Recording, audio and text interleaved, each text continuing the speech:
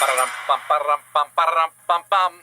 Meet the Mets, meet the Mets. Step right up and greet the Mets. Bring your kiddies, bring your wife. Guaranteed to have the time of your life because the Mets are really sucking the ball.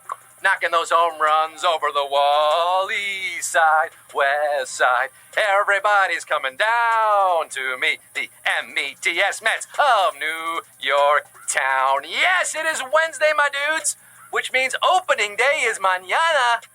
But we're opening it up today, like we do every day, with a fresh quiz just for you, live on HQ, the mobile game show where you answer questions to win cash. I'm your host with the ghost of Casey Stengel, Quizdrubal Cabrera, Seth H. Hugo, Jason Quizringhausen, Scott Rogowski, coming live from the greatest city on earth, the city that never sleeps, Flushing, Queens. Humming that pill with all 735,000 plus of you, including Lola Marie Rose, Danielle Nora, Sergio, Huntress of Happy, Hank Holvik, the Bell Academy track team, Stugatz 45, and Tweezer.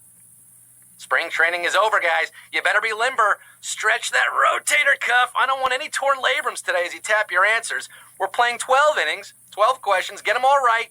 Slide safely into home, and you win our cash prize, which is 5,000 Darryl Strawberries, 5,000 Dwight Goodens, $5,000. Why, with that kind of cabbage, you could buy Mets season tickets and have enough left over for a Gold Glove burger at Keith's Grill and a Benny Agbayani bobblehead. Okay, everybody, crack open a Rheingold, put on your Ray Ordonez jersey or Ty Wigington, brush up on your Bob Murphy impressions, because it is time to play ball, time to quiz with me and get some money. Let's get down to the nitty-gritty. Let's get this show on the road, and let's go Mets. Numero uno. What is the main ingredient in ketchup? Atlantic cod, melted copper, or tomatoes?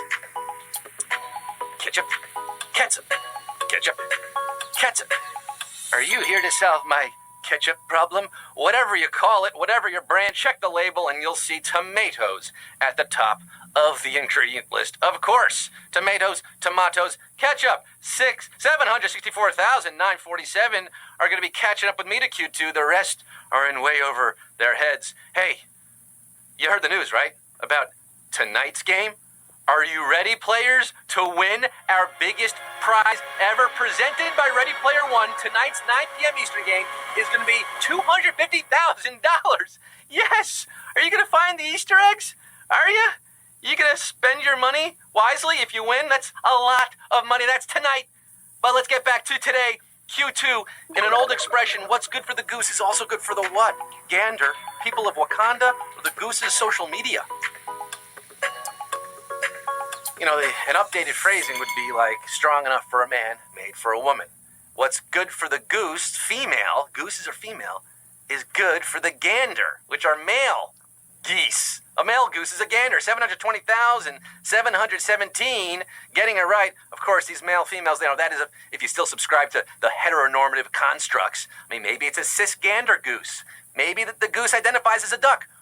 Who are we to say? Q3. By definition, a myopic person is considered what? Mopey, nearsighted, or a photographer. A myopic person. If you are myopic, hopefully you're not too mopey about it. And maybe you are a photographer, but if you are a photographer and you're myopic, you should be wearing glasses or contacts because you might have some blurry results. Because myopic means nearsighted, 598,894 have today's prize in their sights. They're seeing clearly. Q4 is coming into focus. Which of these is the name of a piece of furniture and a vast historical empire? Ottoman, Credenza, or Macedonian? This was vast empire. It even edged into Africa. That's how sprawling it was, all over Eurasia. Is it appropriate that it's sprawled? Because when you're sprawled out on the couch, you rest your feet on one of them today. That's the Ottoman. My name is Otto. I love to get blotto. Otto man for the win. 507,493. Sure could go for a can of corn right now. Putting your feet up on Q5. Which of these is the correct spelling of 1,000 years? I'm talking about millennium. How do you spell millennium? I still prefer to think of it as the Willennium.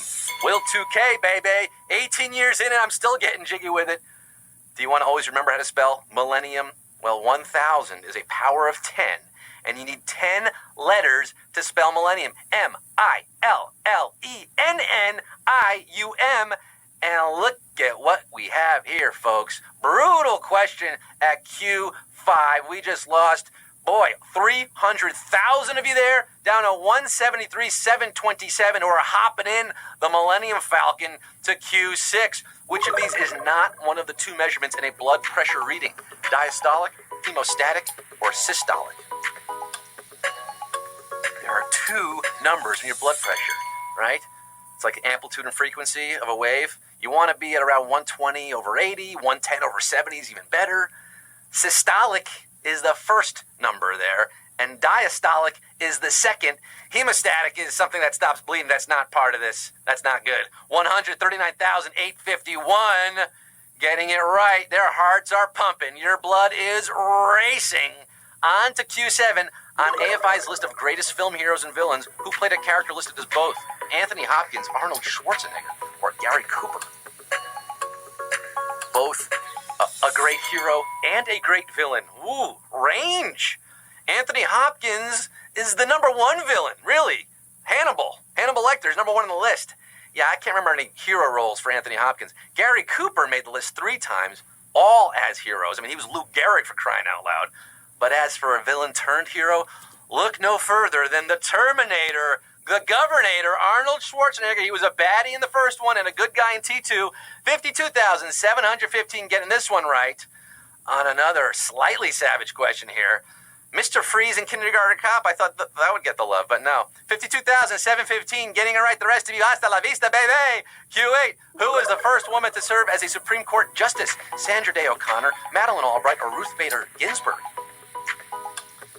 First female. It is still Women's History Month coming to the end here, the end of March, but we can all celebrate women's history every month. I don't subscribe to these history months. The U.S. Supreme Court was established in 1789, and for more than 200 years, it was a dudes-only situation. But in 1981, Sandra Day O'Connor became the first woman to serve as justice. Look at me, I'm Sandra D. 31,850 are going to rise, all rise, for Q9. The rest of you, hit the benches. Q9, which is the title of an actual video game in the Grand Theft Auto series? Beggar's Bargain, Chinatown Wars, or Desperation Row? They're selling postcards of the hanging. They're painting the passports brown. That's Desolation Row. That's not Desperation Row, and Desperation Row is not the answer. This is the 13th GTA game in the series, released for Nintendo DS and PSP in 2009. GTA Chinatown Wars. Forget it, HQties. It's Chinatown. 19,658 aren't forgetting this one. They remember their obscure mobile Grand Theft Auto games. Actually, a very highly popular game. Q10, in which of these places does the capital city not contain the name of the country? Kuwait, Barbados, or Guatemala? Capital city is not. Doesn't have the country's name in it. You got it? You got it? You see what I'm asking here? Whether the nation built up around the city or the naming committee just wanted to beat traffic getting home, many capitals are just the country's name, sometimes followed by city, including Mexico, right? Mexico City, Guatemala, Guatemala City, and Kuwait. Kuwait City is the capital of Kuwait. But in Riri's native Barbados, the Bajan capital is Bridgetown. 10,281 are Bridgetown rockin'. Hit me with music and hit me with Q11. The SNL cast member with the autobiography called It's Always Something played what character? Emily Latella, church lady, or the unfrozen caveman lawyer? Now, HQ recognizes its obligation to present responsible opposing viewpoints to our editorials. What's all this fuss I keep hearing about violins on television? It's Always Something was a catchphrase spoken by a different character played by Gilda Radner, Rosanna Dana. But here with an editorial reply is Emily Latella. Yes, played by Gilda, who wrote It's Always Something. Emily Latella's your answer. And we're down to 3,738 HQDs after Q11 for the final round today, folks. Q12, this is it. It all boiled down to me for all the marbles. For $5,000, 3,738 are still in it to win it at Q12. When the UN declared 2016 the International Year of Pulses, it was to promote the awareness of what? Legumes, clean water, or heart health? Woo. International Year of Pulses. Now, pulse has multiple definitions, as you're probably figuring out in your head right now. A doctor can take yours. It can keep the beat of a song. But for the United Nations purposes, looking to promote sustainable agriculture, soil biodiversity, food security, and nutrition, it used the term pulses as another word for legumes. Yes, pulses are legumes, and a Savage Q12 gives us 909 winners, baby!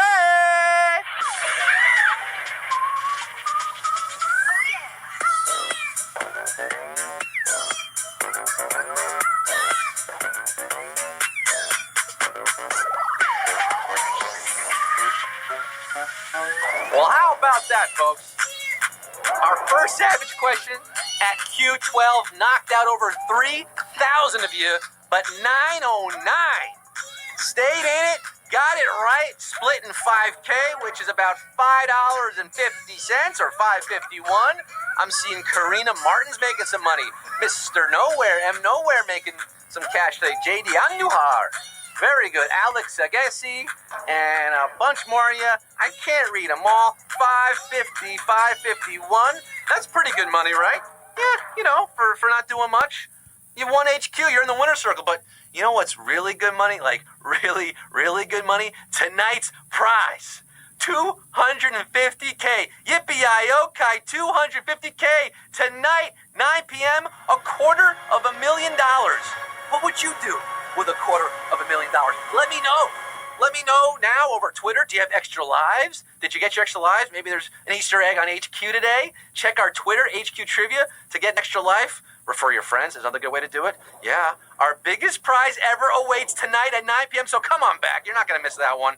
I'll be there. Until then, I'm signing off saying, in the immortal words of Tug McGraw, you gotta believe. Bye. See you later.